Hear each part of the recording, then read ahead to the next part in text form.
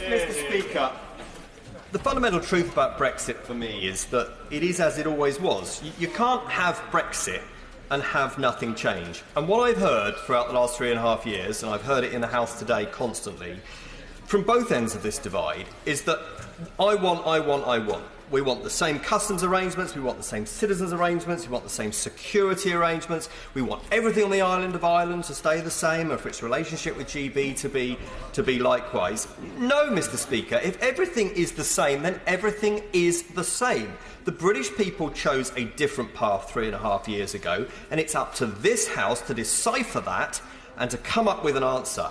Now, I have voted 3 times for a withdrawal agreement. I've done it twice inside government, when I was part of the payroll. I've done it once outside government, and I will do it tonight outside of the party that I joined this House.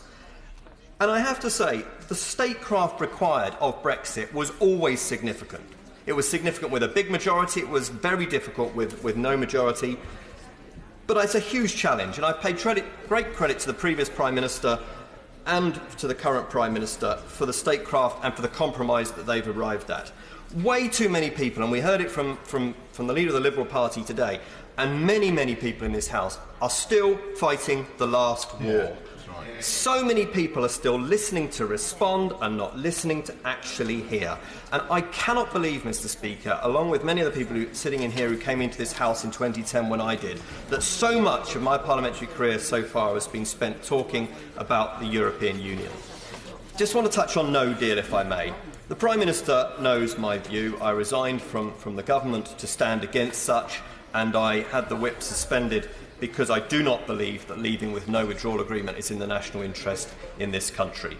I understand from a political reason for my former party the get it done mantra. I understand the please just make it stop. But we have to be better than that. It is literally our job to do that. Not least as a former health minister, I know that an exit with no withdrawal agreement in place would be an act of self-harm that we simply don't need to do to ourselves.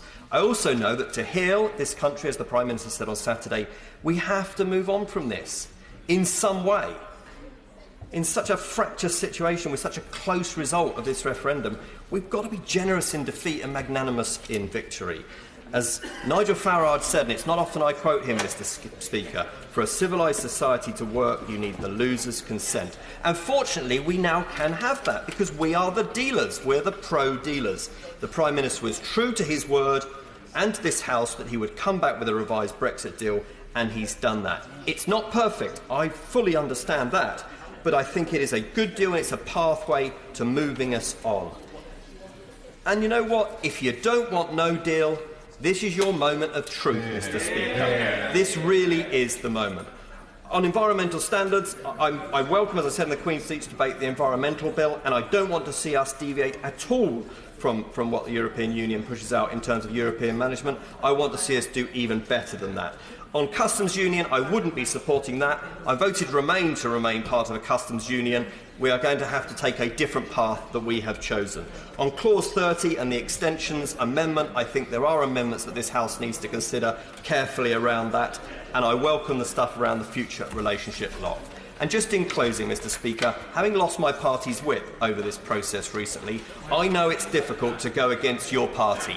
I know for members opposite this is really difficult, and I know the Leader of the Opposition says that he wants to persuade. I suspect it's a slightly different story in reality. I know it's different, but you only have to answer to yourself in the mirror at the end of the day.